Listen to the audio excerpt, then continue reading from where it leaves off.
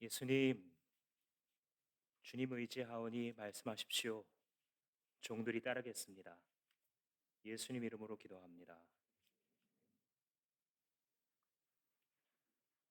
눈이 많이 오면 자동차 높이까지 눈이 오곤 하는 미국 동부. 그날 밤도 혹독한 눈보라가 휘몰아치고 있었습니다. 그 길을 뚫고 열차가 달리는데 거북이처럼 천천히 달리고 있었습니다. 거기에는 갓난아이를 안고 있는 한 여인이 두리번 객실 안에서 쳐다보고 있었습니다. 눈보라가 심하기 때문에 지형지물이 보이지 않아서 내가 내려야 될 곳이 여긴가 저긴가 살폈던 것입니다. 그것을 옆에서 본 한 신사가 말했습니다. 걱정 마세요. 내가 내릴 곳을 알려드릴게요. 기차는 한참을 지나 잠시 멈추었을 때 신사가 말해줍니다. 여기입니다. 여기서 내리시면 돼요. 여인은 감사합니다. 감사합니다. 연신 머리를 조아리면서 떠나가는 기차에 손을 흔들기까지 하면서 멀어져 갔습니다. 뿌듯한 마음도 잠시 다음 정거장에 도착했을 때 신사는 자기의 머리를 움켜쥐며 경악을 했습니다. 그녀가 내려야 될 곳은 바로 이 정거장이었던 것입니다. 그 전에 멈췄던 것은 기차가 무슨 일 때문에 중간에 잠시 멈춰섰다가 다시 간 건데 밖이 보이지 않으니까 이 신사는 그게 바로 그 역인 줄 알고 여기서 내리라 라고 말해 줬던 것이죠. 그 다음날 아침 이 여인과 아기는 시체로 발견되었습니다. 혹독한 추위와 눈을 견디지 못하고 그만 숨을 거뒀던 것입니다. 사람들은 때로 잘 알지도 못하면서 가르쳐 주려고 합니다. 인생 이렇게 사는 거라고. 때로는 그것이 조금 잘못 간 길이니까 그냥 돌아 나오면 되는 정도의 실수도 있지만 때로는 그 영혼을 파멸시키는 길인데도 이렇게 사는 거야. 이게 멋진 인생이야 라고 가르쳐 주곤 합니다.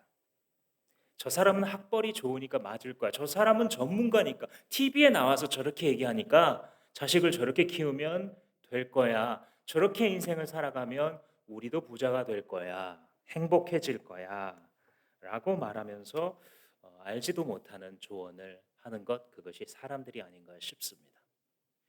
하나님께서는 오늘 히브리서를 통하여서 살 길이 단 하나밖에 없다고 가르쳐 줍니다.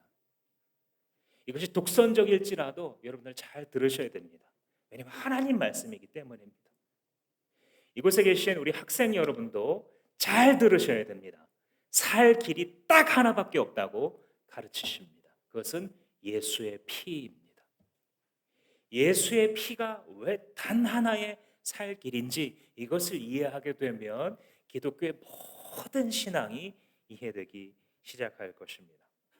한 구절씩 좀 살펴보겠는데요. 19절 말씀 한번 같이 보겠습니다. 우리 같이 한번 읽어볼까요? 시작. 그러므로 형제자매 여러분, 우리는 예수의 피를 힘입어서 담대하게 지성소에 들어가게 되었습니다. 이 표현이요, 이 지점에서 구약과 신약이 딱 결합되는 부분이에요.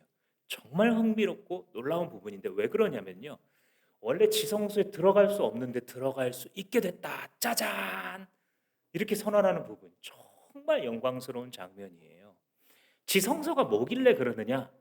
아무도 못 들어가. 아무도 못 들어가요, 여기를. 예외가 있는데 대제사장이라는 사람만 들어갈 수 있어요. 제사장이면 제사장이지 대자는 거기 왜 붙습니까? 한 명밖에 없어요. 제사장은 때로는 수십 명이거든요. 근데 대제사장은 딱 한 명밖에 없도록 규정이 돼 있는데 이 사람도 아무 때나 들어가는 게 아니에요. 1년에 대속죄일이라고 붙은 날 딱 하루만 대제사장이 들어가는데 또 함부로 못 들어갑니다. 반드시 소를 죽인 피를 손에 발라가지고 그 피를 가지고 이 지성소를 향해 들어갑니다. 지성소는 어디에 있냐면 성막이라고 이렇게 삥 천막을 치고 있는 수십 미터 되는 그 뜰이 있어요. 마당 같은 거. 그걸 이제 들어가게 되면 여기서 동물을 잡는 번제단이라는 곳이 있습니다. 그 번제단을 지나서 더러워진 것을 손으로 씻는 물두멍이 있고요. 그 물두멍을 지나가면 성소가 있는데 그 성소는 실내예요. 이 전까지는 실외였지만 실내에는 두 개의 방이 있는데 첫 번째 방이 성소, 두 번째 방이 지성소입니다. 그 두 방은 두꺼운 커튼으로 가려져 있어요. 그래서 제사장들은 첫 번째 방까지는 들어갈 수 있지만 두 번째 방은 절대 못 들어가도록 되어 있습니다. 들어가면 어떻게 되냐고요? 죽습니다. 제사를 잘못 드리다가 죽은 예는 성경에 많이 기록되어 있죠. 지성소에 이 대제사장이 대속죄일 단 한 번만 들어갈 수 있는데 그게 말해주는 게 뭐냐? 한번 따라하겠습니다. 죄인은 하나님을 만날 수 없다. 우리가 이 자리에 지금 앉아 있잖아요. 이걸 당연하게 생각할 수밖에 없을 거예요. 그런데 성경을 배우시게 되면 예배 자리에 나와 앉아 있는 것 자체가 엄청난 일이 벌어진 거구나. 죄인은 하나님을 만날 수 없어요. 그게 지성소의 법칙이에요.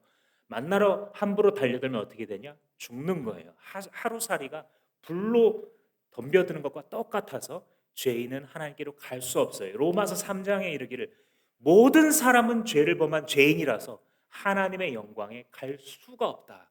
이게 죄인의 법칙인 거예요. 그래서 실제로 이스라엘 백성들이요, 하나님의 큰 기적을 체험했어요. 홍해 도화 아시죠? 모세가 탁 지팡이를 내어밀고 홍해를 갈라. 이런 기적을 체험한 이스라엘 백성들인데도요, 시내 산에서 하나님이 나타나서 막 말씀하셨어요. 그럼 여러분 어떤 생각 드세요? 만약에 우리가 이렇게 예배 드리고 있는데 하나님이 막 하늘을 가르시고 나타나셔서 뭐 말씀하세요. 그러면 와 찍어 셀카 다 궁금해하면서 이 장면을 남겨야 되고 막 은혜로운 하나님이 뭐라고 말씀하실까 기대가 될 거잖아요. 근데 그 당시 백성들 어땠는지 아세요?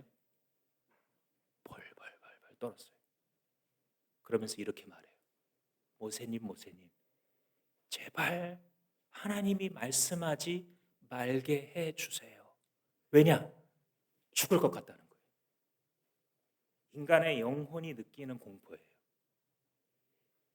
그 고양이가 평상시엔 쥐도 잡아먹고 막 이렇게 괴롭히다가 호랑이를 산에서 만나면 그 자리에서 쥐가 얼어붙는 것처럼 얼어붙는다 그러잖아요. 그 자리에서 오줌을 지리고 내게 지금 닥쳐올 운명을 직감할 때 동물이 몸놀림을 멈추는 현상이 있거든요. 사람도 그래요. 무서우면. 근데 죄인이 하나님이 임재하신 곳에 아무런 중재가 없이 바로 서잖아요. 그럼 그런 현상이 일어나요. 내가 죽게 되었구나. 이사야도 그래서 성전에서 하나님 만나고 엎드렸어요. 베드로도 그래서 배 안에서 예수님이 신인 것을 알아보고 그 자리에서 엎드렸어요. 나는 죄인입니다. 죄인은 하나님을 만날 수 없는 게 당연해요. 죄인은 예배 자리에 나올 자격이 없고요. 예배 자리에 나올 수도 없어요. 나오면 죽게 됩니다. 그것이 지성소의 법칙이에요. 근데 지금 이브리스 기자가 말하려는 게 뭐냐면 여러분 지성소에 들어가게 됐어요. 이런 장면이에요. 그러니까 놀라운 장면이라는 거예요. 이 장면이. 지성소에 아무도 못 가잖아요. 지성소에 대제사장만 한 번 들어갈 수 있잖아요. 그런데 여러분들이 지성소에 들어가게 됐습니다. 지성소에 들어간다는 뜻은 뭐냐면요. 하나님 앞에 선다는 거예요. 살아계신 온 세상 창조주이신 하나님을 만나는 사건이 벌어질 수 있다는 거예요. 그게 당연한 거 아니에요. 당연한 거냐고요? 절대 당연하지 않아요. 하나님 앞에 죄인은 벌벌 떨고 그의 심판 앞에 영원히 지옥에 떨어질 존재이기 때문에 하나님을 만나는 것은 당연하지 않습니다. 근데 다시 한번 19절을 보시면 어떻게 되어 있냐면요. 담대하게 지성소에 들어간대. 이 담대하게 일부러 썼어요. 일부러. 그냥 들어간 게 아니에요. 이게 뭐냐면 원래는 그건 되게 무서운 일이다. 이런 전제를 깔고 하는 말이에요. 지금. 옛날 성경에는요. 성소에 들어갈 담력을 얻었나니 이렇게 기록했어요. 이게 뭐냐면 그 두려우신 하나님 앞에 두려움 없이 들어가게 되었다. 왜? 무슨 일이 있었길래 그렇게 됐는가? 그게 바로 예수 피예요. 그게 바로 예수 피예요. 우리는 예수의 피를 힘입어서 예수의 피 단 하나 다른 거 말고 예수 그리스도의 십자가에서 나를 대신하여 흘리신 그 피를 힘입으면 담대히 지성소로 들어가게 된다. 할렐루야.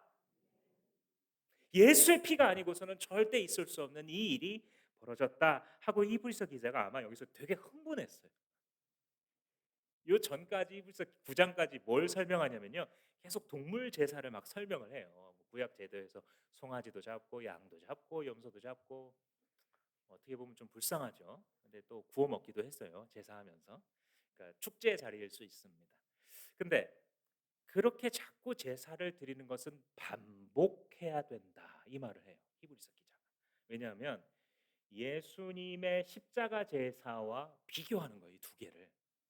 이건 반복하지 않아도 되는 한 번에 다 끝내버리는 그죠? 이 놀이공원 같은 데 가면 뭐 이렇게 하나씩 하나씩 하는 게 아니라 전체 패스를 통합으로 딱 끊는 거 있잖아요. 그게 십자가. 동물 제사는 계속 반복돼야 돼요. 왜냐하면 효력이 떨어져요. 혹시 이번 여름에 그 장마가 엄청 길어서 에어컨 계속 틀다가 폭염이라서 에어컨 계속 틀고 있잖아요. 근데 혹시 고장 난 분 있으세요? 에어컨? 제가 듣기로 이미 우리 교회에도 있는 걸로 들었는데요. 정말 힘들죠. 이럴 때 에어컨 고장 나면.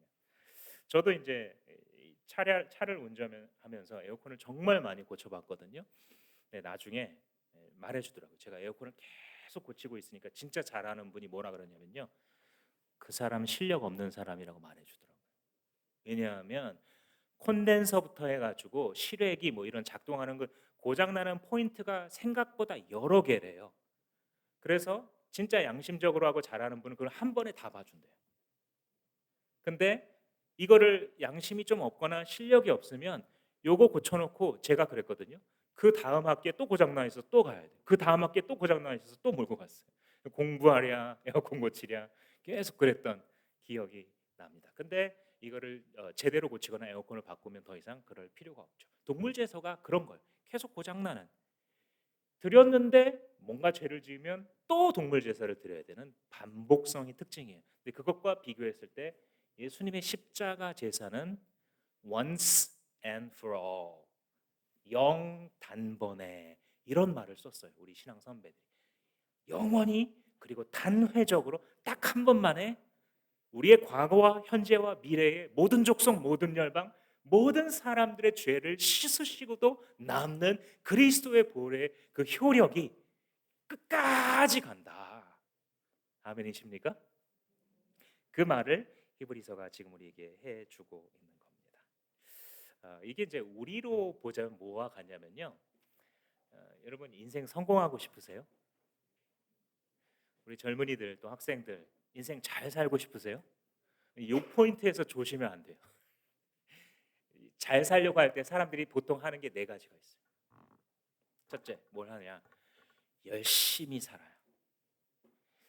우리가 시대적으로는요. 여기 앉아 계신 분 중에 50대, 60대, 70대 되시는 분들은 여기 익숙한 분들이에요. 열심히 으쌰으쌰 이 나라를 다시 건설하고 가서 열심히 하면 사람이 못할 게 뭐냐 이 정신으로 많이 살았고요. 지금도 그런 분들이 있어요. 왜냐하면 가만히 있는 것보다 열심히 뛰면, 열심히 공부하면, 열심히 시험 준비하면 뭔가 앞길이 열릴 것 같은 느낌이 들잖아요. 제가 이 부분을 이제 묵상하면서 어떤 포레스트 검프라는 영화가 생각이 났어요. 톰 행크스 주연의 이 사람이 이제 IQ가 75인데 달리기를 합니다. 영문을 모르고 수백 킬로를 막 뛰어가요. 그러니까 사람들이 저 사람은 왜 저렇게 뛸까? 하도 오래 뛰니까 막 수염이 막 납니다. 뛰면서 오랜 기간을 뛰니까. 그래서 같이 뛰는 사람이 생겨요. 저 사람 분명히 무슨 목적이 있을 거야. 저 사람이 저렇게 뛰는 데에는 나도 같이 뛸 때 유익이 될 거야. 그러면서 막 사람들이 점점 군중이 늘어납니다. 나중에는 기자가 찾아와서 막 리포트를 해요. 도대체 무슨 의미로 뛰고 계십니까? 잘 모르겠는데요. 맞아요. 인생의 의미는 아무도 모르는 것이라고 말씀하셨습니다. 그러면서 또 이게 뉴스를 타 가지고 전국적인 유행이 됩니다. 모두가 다 같이 뛰어가요. 물론 이 작가가 의도한 건 그건 아닌데 제가 그 포인트에서 무슨 생각을 했냐면 이게 세상 사람들이다. 아무도 몰라요. 왜 뛰는지, 왜 그렇게 열심히 왜 그렇게 뭐 어디에다가 집을 왜 사야 되는지, 그죠? 왜 그 정도 점수를 받아야 아무도 몰라요. 근데 열심히 뛰고 있습니다. 근데 그게 살 길이다 아니다? 아니다라는 거예요. 히브리서 기자가. 두 번째, 사람들이 열심히 하다 보니까요. 아, 열심만 갖고 안 되는구나. 이걸 깨달아요. 그래서 어떻게 살기 시작하냐면요. 똑똑하게 사는 길을 찾아요. 여기 앉아 계신 분들 가운데 아마 30대, 40대가 이런 영향 많이 받은 분들이에요. 지혜롭게 뭘 선택하고 어디서 잘 선택해야지 똑똑하게 내가 가만히 있으면 당해. 그래서 가성비 막 이런 거 따지면서 살려고 합니다. 인맥 찾고 돈 찾으면서 열심히 갖고 안 되고 똑똑하게 스마트하게 이게 이제 강조된. 근데 똑똑하게 해서 뭔가 되는 것 같은데 더 많은 거를 잃어버리는 거예요. 돈으로 얘기하자면 앞으로 분명히 번 것 같은데 뒤로 다 나갔어요. 한번 꽉 맞아서 병원비 다 나가요 그냥. 지금까지 분명히 착실한 애였는데 꽝 어떤 시기가 되니까 완전히 부모를 뒤로 나잡아지게 만들어요. 분명히 나는 스마트하게 똑똑하게 살았는데 아무 소용이 없는 거예요. 그러니까 이제 요즘 최근 유행입니다. 이제 2010년 이후로 사람들의 대다수의 정서가 뭐냐면요. 편하게나 살자. 어차피 그렇게 열심히 해도 여기 집 한 칸 못 사고 뭐 할 것 같으면 그냥 편하게나 살자. 하고 싶은 거 하고 먹고 싶은 거 먹고 가고 싶은데 다 다녀보자 그냥. 세계 여행 다 다니고 유튜브 다 해보자. 편하게 살자. 이게 또 대세가 됐어요. 그래서 베스트셀러 책 중에도 그런 제목이 있죠. 하마터면 열심히 살 뻔했어. 아무것도 모르는데 괜히 열심히 살아 몸만 힘드느니 그냥 현재를 즐기면서 느껴지는 대로 그냥 신나게 살자.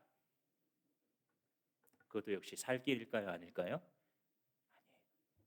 속으시면 안 돼요. 그 살 길 아니에요. 히브리서 기자가 그거 얘기하는 게 아닙니다. 근데 이제 이쯤 되면 사람들이 또 허무가 찾아와요. 열심히도 해보고 똑똑하게도 해보고 그냥 편하게 해보는데요.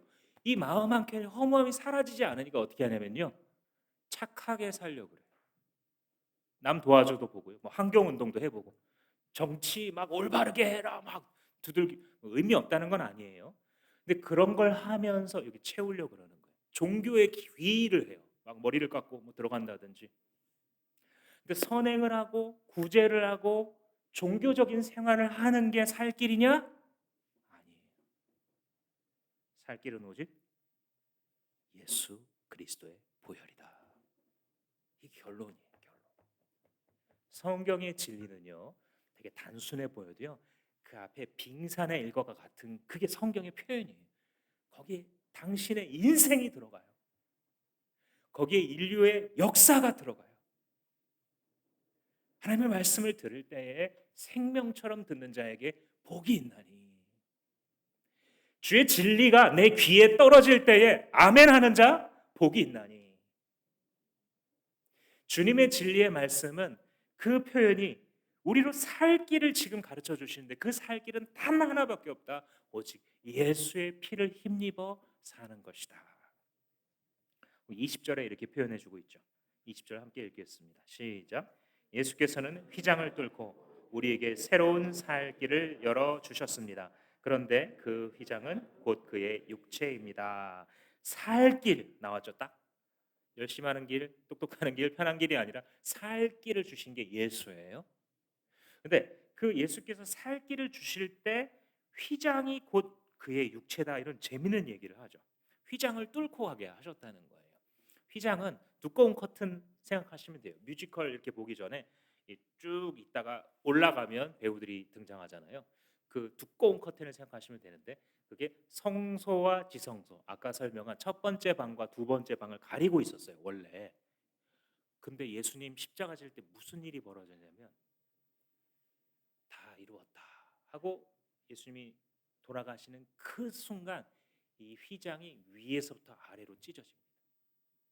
이 광경을 보고 그 처형에 동참했던 백부장이 탄식하면서 말해. 이 사람 진짜 하나님의 아들이었구나. 우리가 진짜 하나님의 아들을 못 봤구나라고 외치게 돼요.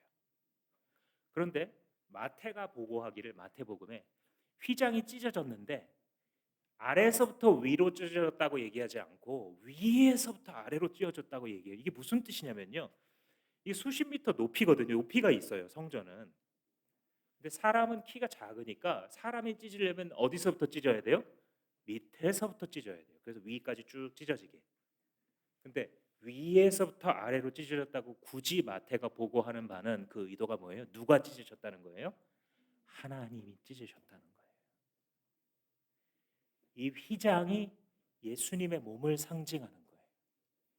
예수님의 살과 피가 다 찢어짐으로써 우리가 비로소 성소를 지나 지성소, 즉 하나님 계신 곳까지 가게 된다는 거예요. 하나님의 존전 앞으로 들어가 그 이름을 부르고 예배할 수 있게 되었다. 오직 예수의 보혈로 그렇게 되었다. 나는 용서 받았네. 진실하신 아버지 사랑으로 용납되고 정죄함 없네. 살아계신 아버지 사랑으로 온 세상 구주 창조주께 나갈 때 두려움 전혀 없네. 주께 예배 드릴 때에 기쁨과 평화 있네.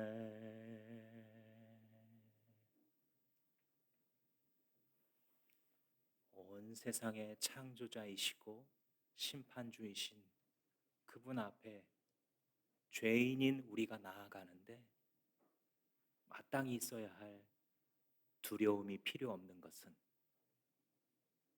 그가 보내신 사랑의 왕 예수께서 자기의 육체를 찢으사 그 피를 뿌려 우리를 정결케 하심으로써 감히 하나님 앞에 나와 앉아있고 뛰놀 수 있게 하셨기 때문입니다.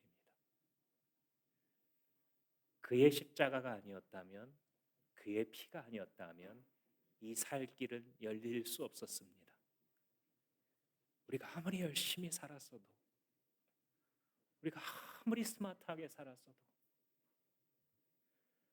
아무리 평화롭고 편하게 살았어도 정말 살아계신 하나님의 나라, 영원한 하나님 앞에서의 그 인생, 그 천국을, 주님의 나라를 맛볼 수 없었을 텐데 이 예수님 한 분만 붙잡으면, 이분 한 분만 믿으면, 예수의 피 한 번만 뿌려지면 그의 십자가 제사를 나에게 적용해 주심으로 나에게 믿음이 생기면 나는 영원히 두려움 없이 그분 앞에 설 수 있다.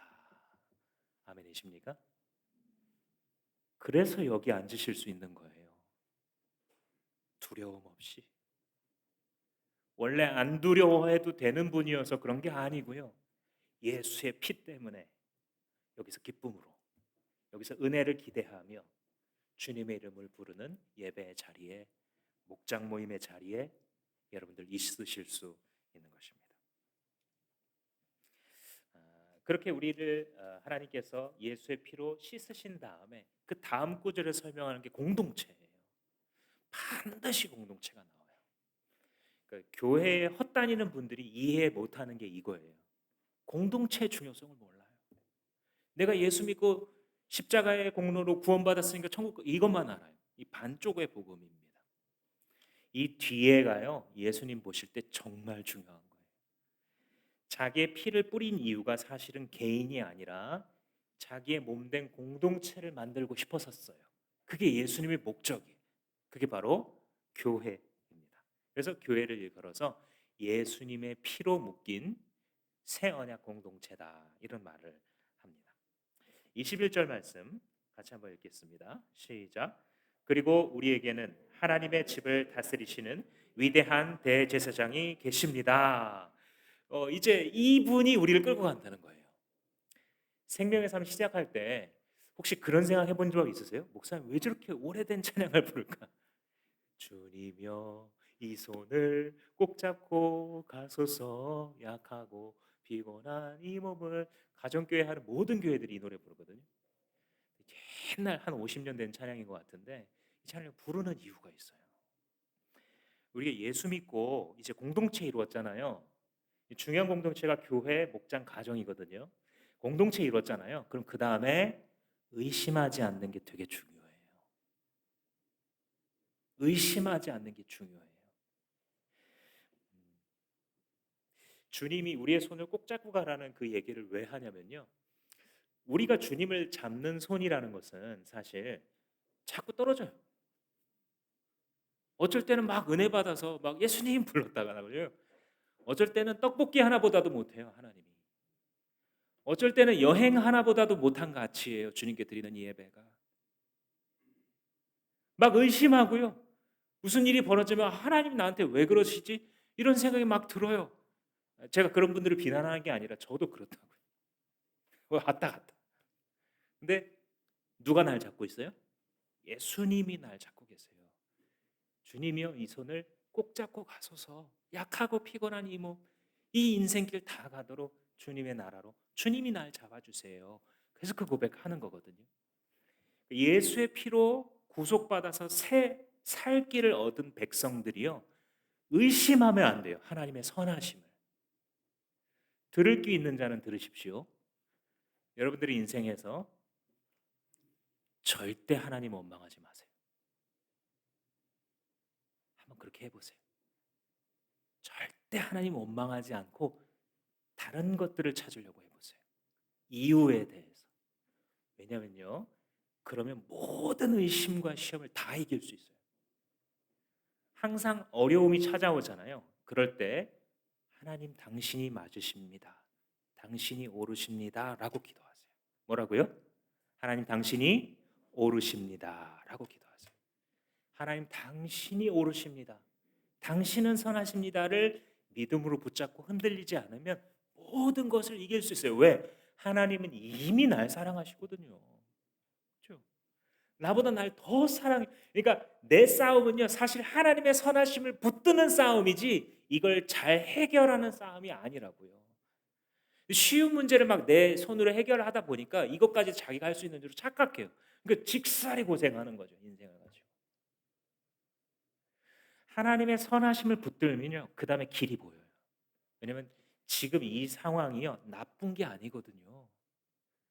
하나님은 선하시기 때문에 반드시 뜻이 있어. 내가 하나님의 선하심을 의심하지만 않으면 주님이 내 손 붙잡고 가실 거예요. 왜? 나한테 자기의 육체를 찢어서 살 길을 주시기까지 한 분인데 오죽 내 길을 더 잘 아시겠소. 자기 목숨까지 준 분인데 뭘 안 주시겠어. 그렇죠? 이 믿음이에요. 믿음의 공동체는 그래서 의심하지 않는 거예요. 이 말씀을 아멘으로 받아들이실 수 있는 분은 정말 복된 분이에요. 하나님, 당신은 선하십니다. 하나님, 당신이 옳습니다.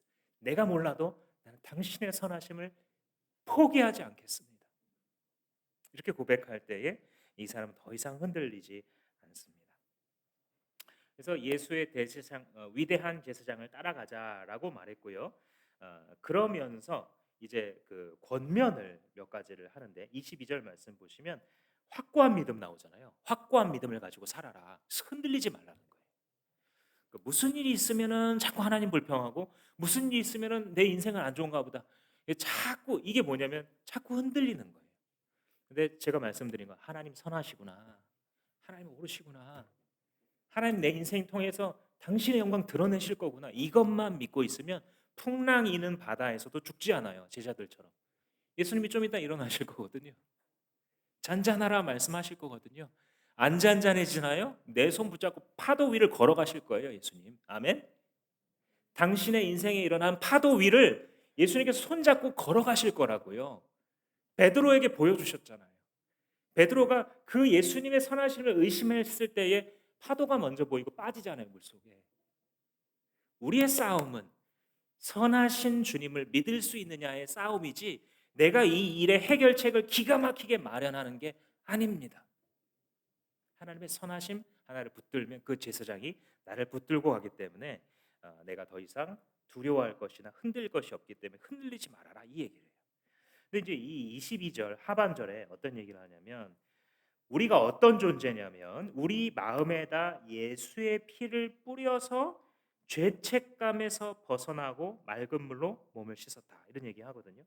여기서 이제 맑은 물로 씻었다라는 것은 세례를 상징하는 거고요. 그 앞에 예수의 피를 뿌려서 죄책감에서 벗어났다 이렇게 이제 번역을 하고 있는데 요건 이제 좀 의역이고요. 문자적인 번역이 더 중요한 지점이 지점이 문자적인 번역이 뭐냐면요. 악한 양심에서 벗어나게 하셨다. 이게 이제 대부분의 영어 성경들과 그 원문 그리고 개역개정 성경 이런 데서 하고 있는 번역이 악한 양심에서 벗어나. 그러니까 죄책감이라는 건 뭐냐면 내가 뭔가를 잘못해서 심리적으로 눌려 있는 상태, 그죠? 이거랑 악한 양심이라는 건 양심 자체가 타락한 거예요. 부패해 있어요. 이 두 개는 다른 겁니다. 전혀 다른 거예요. 저는 악한 양심이 맞다고 생각해요. 그 원문을 주해하면서. 근데 이게 이제 왜 중요하냐면 양심이 오염되어 있잖아요. 그러면 옳은 걸 추구하는데 죄를 지어요. 지난 몇 주간 이 교사와 학생과의 관계를 가지고 많은 뉴스들이 있었죠. 서초구에 있는 한 초등학교에서 어, 한 1학년 담임 선생님이 스스로 목숨을 끊었죠. 이유는 그 학부모들의 심한 민원 때문인데 이분들이 법조인들이 많다 보니까 너무너무 괴롭힘을 당해서 이제 이분이 이렇게 했다. 그래서 선생님들이 주말에도 길거리에 나와가지고 엄청나게 이 데모를 하고 이런 일들이 있었죠. 근데요, 여러분 그 민원을 제기할 때 학부모들은 어떤 마음이었을까요? 나는 지금 나쁜 짓을 하고 있어 그랬을까요? 아니면 내가 지금 옳은 일을 하고 있다고 생각했을까요? 옳은 일 한다고 생각했죠. 아니 무슨 선생님이 우리 아이를 이렇게 정서적으로 학대할 수가 있지 하면서 옳은 일을 하는 거예요. 자기는 우연찮게 참 고약하게도 이번에는 어떤 웹툰 작가가 자기 장애를 가진 아들을 보냈는데 그 특수학급의 선생님이 대한 게 잘못됐다. 그래서 또 반대편으로 논란이 됐죠. 그죠? 사람들은요, 자기는 옳은데요, 그게 다른 사람에서 볼 때는 가장 큰 악이에요. 이런 일이 왜 벌어질까요? 악한 양심. 양심 자체가 타락했어요. 우리가 속으면 안 되는 게요, 내 양심의 목소리, 근데 그게 타락해 있어요. 솔직히 이건 아니잖아, 이거는 힘들잖아, 근데 그게 타락해 있다니까요. 타인은 지옥이다. 이런 말 들어보셨죠? 웹툰 제목이에요. 웹툰 제목. 네이버 웹툰의 제목. 타인은 지옥이다. 근데 사실 이제 제가 그거 보고 웃었는데 이게 유명한 프랑스의 철학자 장폴 사르트르가 한 말이에요. 그 희곡을 쓰면서 타인은 지옥이다. 근데 이제 그 희곡에서 그 말을 왜 썼냐면 사람들은 분명히 자유롭게 살도록 이 세상에 던져진 것 같은데 타인의 시선 속에 매여 있을 수밖에 없는 이 모순. 그래서 타인이 존재하면 존재할수록 그들이 나를 올가매는 감옥같이 기능을 해서 타인은 지옥이다 이렇게 말하는 거예요. 이해되시죠? 뭔지. 한국 사회 이게 되게 심한 사회예요. 모두가 나를 쳐다보고 있는 것 같아요. 뭐 하나 뭐 내 마음대로 이렇게 하면 뭐가 잘못된 거고 심지어 뭐 식당 가서 먹고 있는데 그렇게 먹는 거 아니래. 자기의 기준과 시선을 가지고 옳다고 얘기하는 거예요. 그런데 그 기준이 맞았어요? 틀렸어요? 기준 자체가 부패했어요. 그게 바로 예수님 여기서 히브리서 기자가 말하는 너희들의 타락한 양심으로부터 그리스도께서 피를 뿌리사 건져내셨다라는 뜻이에요. 그래서 예수님을 모르면요, 가장 선한 일을 위해서 추구하는데 가장 하나님을 대적하는 일을 할 수가 있는 거예요. 그래서 거기서부터 우리를 건져내셔서 타인이 내게 지옥인 이유는 뭐냐면 죄인이기 때문에 입장 바꿔서 내가 타인의 지옥이 될 수밖에 없는 이유는 한 집에서 살아가고 있는 내가 그 사람에게는 지옥과 같은 경험을 선사할 수 있는 이유는 죄인이기 때문에. 죄인이기 때문에. 예수의 피가 아니라면 결탄코 씻어낼 수 없는 그 교만과 그 아집과 자기 기준으로 남에게 강요하는 것, 하나님의 기준에 관심이 없는 이 모든 악한 것들이 씻겨 나갈 수 없기 때문에 그리스도께서 자신의 피를 뿌려 주셨다라는 거예요. 그래서 새로운 양심을 갖게 된 사람들의 모임이 바로 교회 공동체예요. 만약 우리가 이렇게 오늘도 선포되고 있는 그 주님의 말씀을 하나라도 무식하게 순종하잖아요. 그럼 공동체에서 무슨 일이 벌어지냐면 맛이 나요. 와, 이런 사람들이 있네 세상에. 사회 나가서 이런 분들 못 만나봤는데 이분은 도대체 왜 나를 위해서 이렇게 기도해 주지? 이분은 아무도 내 안부에 관심 없는데 이분은 왜 나한테 물어주고 나를 사랑해 주지? 이분은 나한테 왜 이런 음식을 대접하지? 이분은 왜 내가 승진했는데 자기가 눈물을 흘리면서 기뻐하지? 이런 일이 공동체에서 벌어져요. 그리스도의 피로 그 양심이 깨끗게 된 자들이 주님의 말씀에 하나라도 무식하게 순종했을 때, 근데 사실은 그 무식이 진짜 지혜죠. 헛똑똑이들이 지혜롭게 산다면서 자기 인생을 다 망치는 것과 반대되는 모두가 살아나는 현상. 모두가 바보 같고 모두가 손해 보는 것 같고 모두가 그렇게까지 땀을 흘리고 오늘도 이제 수련회 갔다 왔는데 많은 분들의 숨은 수고가 있었을 텐데 뭐하러 자기의 힘과 돈과 시간을 써가면서 바보같이 행하는 것 같죠? 근데 거기에 생명들이 살아나잖아요. 그게 하나님의 공동체, 예수의 피로 새롭게 된 사람들의 언약 공동체의 영광입니다. 이제 마지막으로 그래서 이제 그런 공동체를 예수님이 자기의 피를 뿌려서 만들어내셨는데 그럼 이 공동체가 어떤 자세로 살아야 되냐 요거를 말씀드리고 마치려고 합니다. 그게 이제 25절까지 23절에서 25절까지의 말씀인데 26절에서 끝까지는 오늘 다루지 않습니다. 다만 읽은 이유는 뭐냐면요. 그 끝부분에 무슨 스토리가 있냐면 배교하는 자들의 이야기가 써져 있어요.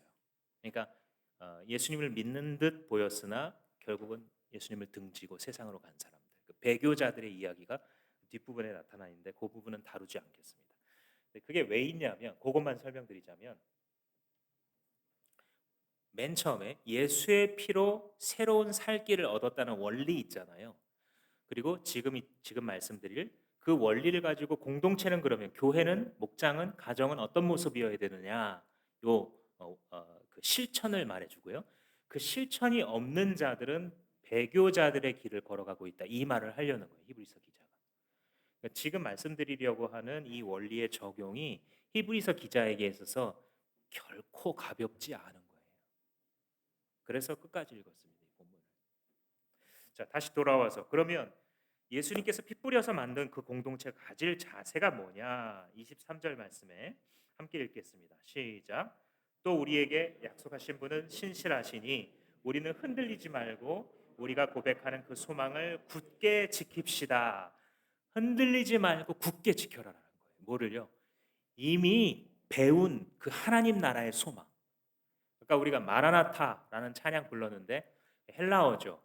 뜻은 뭐냐면 어서 오십시오라는 뜻이에요. 예수님이 약속하신 대로 내가 속 키우겠다 하신 대로 주님 빨리 오세요.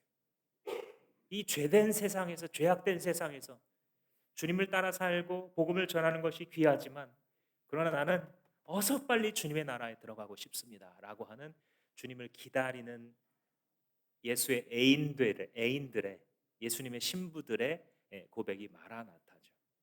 근데 그 소망을 이미 한번 배웠으면 그걸 흔들리지 말고 잡고 있으라는 거예요.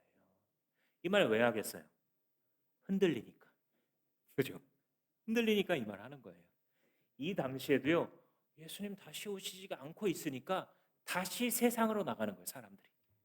그래서 그들이 예수님의 복음을 위해서 그 중요성을 딱 격화시켰던 것들이 다시 예수님 자리로 올라옵니다. 이게 뭐예요? 자기 건강, 자기 직업, 자기 돈벌이, 자기가 재밌어 하는 것, 이런 것들 이미 예수 안에서 옛것으로 치부했던 것이 다시 왕좌에 올라탔어요. 이런 것들을 아예 버리라는 게 아니고요. 크리스천들은 예수 안에서 지배하라는 거예요. 다른 삶을. 신앙 안에서 우리 세 가지 삶의 영역, 가정과 직장 혹은 학교, 그리고 교회, 이 세 가지의 영역에서 우리는 다스리는 자들이지 다스림을 받는 게 아니에요. 근데 세상을 향해서 가고 이 소망, 예수 다시 오신다는 이 기다림의 소망을 까먹잖아요. 이게 중요해요. 그다음에 건강이 잃으면 그냥 뭐 인생이 다 끝난 것 같아요. 그렇죠? 뭐 돈이 뭐 잘못 투자해지고 뭐 어떻게 되면 인생이 다 그냥 부정당하는 것 같은 느낌이 드는 거예요. 근데 예수 믿는 자들이 그러지 말라는 거예요. 너네가 한 번 예수님을 믿었으면 너네에게 지금 약속되어 있는 이 어마어마한 유산을 기억해라. 하나님 나라를 바라보며 흔들리지 말아라. 그래서 흔들리지 말아라. 이게 중요해요. 근데 어떻게 안 흔들립니까? 한번 따라 하시겠습니다. 영적 싸움의 비밀을 알아라. 그러면 안 흔들려요. 지난번에 싸울 대상과 싸우지 않을 대상 그 말씀 가지고 신명기로 나눈 거 기억하시죠? 싸우지 우리가 진짜 싸워야 될 대상은 에베소서에 말하는 것처럼 하나님을 대적하는 악령들이에요. 하나님을 대적하고 가정과 공동체를 파괴하려고 하는 악한 영들이 우리가 싸워야 될 대상이에요. 근데 자꾸 우리는 어떻게 하냐면 사람이 싸울 대상인 것처럼, 직업이 싸워야 될 대상인 것처럼 생각해요. 그러지 말고, 흔들리지 말고 영적인 실체를 볼 수 있어야 돼요. 그래서 어려움을 당하면 얼른 생각하세요. 아, 여기서 영적 실체는 뭘까? 그렇죠? 동생이 나한테 이렇게 해가지고 내가 너무 힘들고 황당해졌는데 여기서 영적 실체는 뭘까? 이렇게 생각하세요. 그렇죠? 반드시 길이 있습니다. 진짜 싸워야 될 건 이거였구나. 예를 들면 아, 내가 지금 주님의 손을 안 붙잡고 있었구나. 이게 진짜 싸움이었구나. 나는 요게 회복되는 게 싸움인 줄 알고 그거 어떻게 해야 되는지 막 전문가 찾아다니고 막 상담받고 책 읽고 그 싸움이 진짜가 아니었고 핵심적인 싸움은 영적인 싸움이었구나. 내가 하나님 앞에 무릎 꿇으라는 거구나. 공동체와 함께 나와서 기도하라는 거구나. 이걸 깨닫는 사람, 그 사람이 복된 사람입니다. 또 하나는 뭐냐면 24절 말씀입니다. 같이 읽습니다. 시작. 그리고 서로 마음을 써서 사랑과 선한 일을 하도록 격려합시다. 사랑과 선한 일이에요. 이걸 격려하라는 거예요. 아, 예수님을 믿으면요, 일어나는 현상 중에 하나가 사랑하고 싶어집니다. 이 특징 중에 하나예요. 요한일서에서 하나님은 사랑이시고 하나님께로 난 자는 모두 사랑을 알고 사랑하지 않는 자마다 하나님께로 나지 않았다. 이렇게까지 얘기하잖아요. 요한 사도가. 그래서 예수를 믿고 나면 사랑과 선행이 그 안에서 나타나기 시작합니다. 근데 가정교회는 장점이 있어요. 그 구체적인 대상이 있습니다. 한국 교회가 많이 놓쳐왔던 것 중에 하나가 뭐냐면 사랑에 대해서 엄청 가르치거든요. 설교도 하고요. 그죠? 감동도 받아요. 설교하면서 잘 준비된 어떤 설교자들의 설교를 듣고 사랑에 대한 뭐 여러 가지를 배워요. 근데 문제가 뭐냐면 대상이 없네. 그 사랑을 배웠는데 배운 사랑을 누구에게? 대상이 없어요. 사실 그 대상이 누구냐면요. 교회 공동체예요, 여러분. 가정교회가 되게 유리한 이유가 뭐냐면 목장이라는 작은 단위로 딱 묶어놨기 때문에 눈에 보여요. 내가 사랑이라는 게 뭔지. 하나님께 사랑이란 걸 배우면 그 실천할 대상이 누군지가 그 앞에 있는 거예요. 당신 눈앞에. 다른데 멀리 가서 선행과 구제하려고 생각하지 마세요. 그거 다 가짜예요. 모일 줄 모르면서 흩어져서 자라는 공동체 저는 본 적이 없어요. 자기에게 주신 옆 사람에게 정말 사랑하지 않으면서 밖에 나가서 위대한 사랑을 실천하는 사람, 그게 위선이 아닌 사람 본 적이 없어요. 구체적인 대상이란 나에게 주신 세 가지 공동체, 가족 공동체에서 사랑을 실천하는 거예요. 목장 공동체에서 이 사람은 사회에서 만났으면 내가 말도 안 섞을 사람인데 하나님이 예수의 피로 묶어줬다 그러니까 용납하려고 애써 보는 거예요. 그냥 말투도 마음에 안 들고 그 말하는 소재도 마음에 안 들고 그냥 다 마음에 안 드는데 아유 예수님 당신이 오르시다는 그거는 내가 부인할 수 없네요. 당신이 오르십니다. 이렇게 묶어주신 것도 당신이 오르십니다. 그러잖아요. 용납을 배워요. 거기서. 그죠? 거기서 사랑을 배우는 거예요. 제가 8박 9일 동안 천안에 다녀왔습니다. 한 교회에 다녀왔어요. 가봤는데요. 충격을 한두 번도 아니고 수십 번 받았어요. 수십 번. 한 2, 30번 받은 거예요. 충격을. 차차 그 유익을 나누도록 하겠습니다만 그 중에 하나가 뭐였냐면 되네. 되네. 또 목장 모임을 하고 있는데 목자님이 이제 막 소개를 해주는데 그 옆에 3년 전에 이 교회 와서 예수 믿은 사람, 여기 1년 전에 이 목장 와서 예수 믿게 된 사람, 여기 2개월 전에 예수 영전 모임 와서 예수 믿은 사람, 여기 예수 영전 모임 아직 안 온 VIP. 그런데 목장에서 밥 먹는 게 좋아서 이 사람들이 좋아서 와 있는 그거. 근데 알고 보니까 다 직원이에요. 아니 이게 어떻게 가능하지? 불편해서라도 딴 데 배치하셔야 되지 않나요? 근데 그게 아니라 아니 이 사장님이 똑같다는 거예요. 목장에서나 사업장에서나 거의 비슷하대요. 그냥. 그래서 이분은 원래 이렇게 대단한 분인가? 아니래요.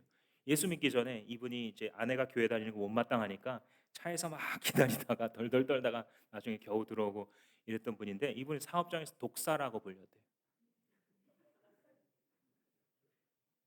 그 독사였던 분의 목장에 사람들이 가득해서 분가를 벌써 몇 번 하고 또 새로 전도해서 분가를 하고 있는데 그 사람들이 교회를 너무 좋아하는 거예요. 무슨 말들을 하냐면 이 교회 때문에 천안을 못 떠나겠대요. 무슨 뜻인지 다가오세요? 여기서 이런 천국과 같은 공동체를 내가 이미 맛보고 있는데 더 이상의 성공이 어딨냐는 거예요.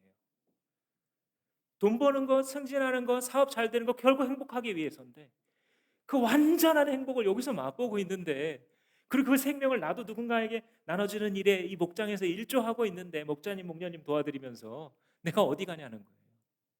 VIP도 그래요. 아이 목자님 제가 어디 출장 안 가면 밥 먹으러 오죠. 좋아해 좋아해. 딱 보니까 좋아해. 목장을 좋아해. 교회 올 마음은 없는데도 거기서 사람들이 나누는 걸 보니까 사람들이 다 진실한 거예요. 그냥. 새 언약의 공동체라는 것은 그 안에 사랑을 베풀 구체적인 대상이 있는 거예요. 믿음이 있다 하는 여러분, 대상에게 실천하세요. 그 사랑을. 용납과 용서를 하나님 앞에서 배우시고 그걸 가정과 목장에서부터 실천하세요. 여기 사랑과 선행을 격려한다라는 말이요. 이 격려하다가 원래 원어는 stir up, 그러니까 막 휘저어서 부풀어 오르게 만드는 그런 뜻을 갖고 있어요. 원래 그 원어는 그러니까 사랑과 선행을 휘젓고 다니는 거예요. 이게 다 그러겠어요? 다 그렇지 않더라고요. 저기도 몇 분들이 계세요. 그분들이 자꾸 막 예수 믿은 지 1년 됐는데 목자로 막 헌신하고 저도 선교 보겠습니다. 은혜 받으니까 이런 사람들이 계속 나타나가지고 휘젓고 다녀요. 교회를. 그러니까 고인물들이 오히려 도전을 받고 깨져요. 거기서. 아, 예수 저렇게 믿는 거구나. 예수 저렇게 믿는 거구나. 2시간 20분을 예배를 드리는데 어린아이들이 같이 앉아있어요. 매주 그런데요. 거짓말인 줄 알았는데 진짜래요. 물어보니까.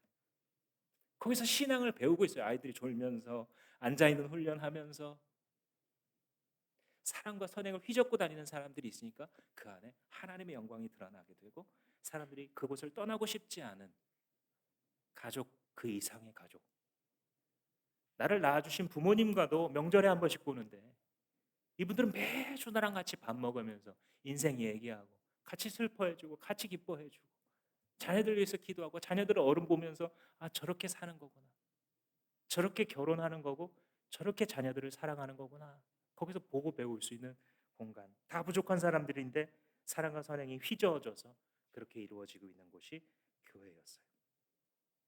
마지막으로 25절입니다. 같이 읽습니다. 시작.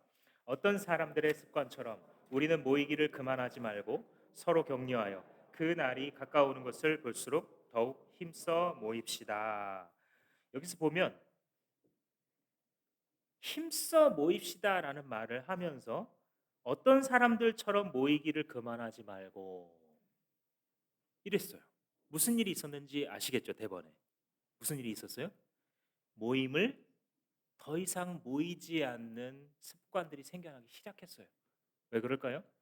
당시에 이 영지주의라고 해서 이 성스러운 것과 세속적인 걸 아주 그냥 뭐 심하게 나누는 이런 게 유행인 플라톤 철학부터 해서 모든 걸 다 두 개로 나눠요. 형이상학, 형이하 그런 시대니까 기독교인들도 영향을 받았어요. 그래서 어떻게 하면 되냐면 내가 예수님 믿었잖아. 그럼 내가 예수님을 잘 믿으면 되지. 모임에 왜 나가? 이래 버리는 거예요, 사람들이. 그래서 예배를 하러 드리는데 사람들이 안 나와요. 그 물어보면 자기는 하나님 믿고 있다는 거예요. 나는 하나님을 예배하고 있대요. 이게 이원론적 영지주의적 신앙이에요. 근데 저는 이렇게 오늘날의 세태를 보면서 다시 컴백했구나 이 유행이. 특히 코로나와 함께 전 세계적인 현상이래요. 이게 지금 모임을 폐해요 사람들이. 교회에 모이는 것 자체를 뭐 대단히 어려운 걸로 생각을 합니다. 물론 힘들죠. 쉽다는 거 아니에요. 초대교인들도 1시간은 걸어 다녔을걸요. 그죠? 아파트가 있으니까 뭐가 있습니까? 집집마다 다 믿는 게 아니고 띄엄띄엄 믿고 있잖아요. 그러니까 어떤 한 집에 모이려면 아마 모르긴 해도 상당히 걸었을 겁니다. 그죠? 그러니까 모이는 것 자체가 수고인 거는 맞아요. 근데 반대로 거기까지 수고를 해서 모여서 기도한다라는 것은 그게 진짜라는 뜻이에요. 대가를 지불하지 않는 것은 모두 가짜예요, 사실. 내가 피 흘리지 않아도 얻을 수 있는 건요, 대부분 가치 없는 것들이에요.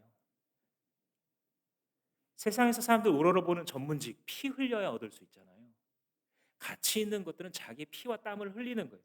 하나님의 사람들은 공동체를 세우고 함께 모이기 위해 피와 땀을 지불하는 사람들이지, 사람들의 습관과 같이 모이기를 패하면서 예수님의 오시는 그 가까이 오는 날을 기다리지도 않는 그 현상이 당시에 편만하게 있었던 거예요. 그래서 그 다음에 배교 얘기를 하는 거예요. 이브리스 기자가. 가볍지 않아요. 너희들이 서로 모이는 것을 서로 격려하고 그날이 가까우는 것을 볼수록 더욱 열심히 모여라 라는 것은 이 땅에서 우리로 말하면 목장이죠. 우리로 말하자면 그 기도회예요. 우리가 함께 모이는 이 모임은 하늘에서의 모임을 반영하는 거예요. 그래서 함께 모여서 같이 밥을 먹고 떡을 나누는 거예요. 같이 삶을 나누고 같이 주님의 이름을 부르고 찬양하고, 목장 모임할 때 같이 어른아이 손잡고 마무리 기도하고 찬양하고. 여러분들 목장도 그렇게 하시죠? 아닌가요? 네. 그 원래 이제 끝날 때 다 같이 어린아이에서부터 어른까지 다 같이 한번 해보세요. 제가 목장 탐방할 때마다 가르쳐 드리는데 거부하지 않습니다. 애들이 좋아해요. 어른들 이렇게 하는 거구나. 신앙생활 이런 거구나. 같이 주님의 이름을 부르고 사랑과 선행을 서로 격려할 때에 그 자리에 들어오신 예수 그리스도의 영광을 우리도 또 다음 세대도 보게 되는 것입니다. 사랑하는 성도 여러분, 당신의 살 길은 오직 예수 그리스도입니다. 오직 예수의 피를 힘입어 사는 것입니다. 예수의 피를 힘입어 당신이 빠진 구덩이에서 건져 냄을 받으십시오. 오직 예수의 피를 힘입어 내 인생이 어디를 목표해야 될지 깨닫는 자가 되십시오. 기도하시겠습니다.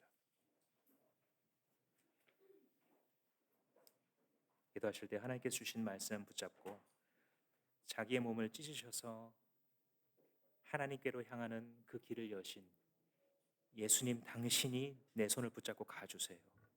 힘든 일이 있을 때마다 예수님 더욱 의지하겠습니다. 믿음이 흔들릴 때마다, 의심이 들 때마다 예수님 더욱 의지하겠습니다. 주님 더욱 격려하는 우리 공동체, 모이기에 열심 내는 공동체, 이 안에서 천국을 구현하는데 될 수 있다고 믿고 따라가는 그런 공동체, 특별히 오늘 순교 주일로 지키면서 목숨을 내던지더라도 갈 만한 이 길, 예수 그리스도를 알고 누리고 전파하는 이 길 잊어버리지 않는 우리들 또 주마음교회 공동체 되게 하옵소서라고 다 같이 기도하시겠습니다. 예수님 당신이 우리의 제사장이셔서 너무 좋습니다. 왔다 갔다 변덕 부리는 내가 아니라 좋을 때는 좋았다 나쁠 때는 한없이 나쁜 사람들이 아니라 나를 위하여 자기 몸을 찢으실 수 있는 예수 당신이 우리의 제사장이신 것이 너무 좋습니다. 예수님 당신이 우리의 살 길이오니 당신의 피를 힘입어 늘 하나님의 존전에 나아가 기도하게 하시고 주께서 사랑하신 공동체 우리가 사랑과 선행을 서로 격려하면서 모임을 세우고 그것을 주께서 지배하시는 아름다운 동산으로 만들어가는 일에 주님 우리 한 사람 한 사람을 사용하여 주시옵소서. 예수님 이름으로 기도합니다.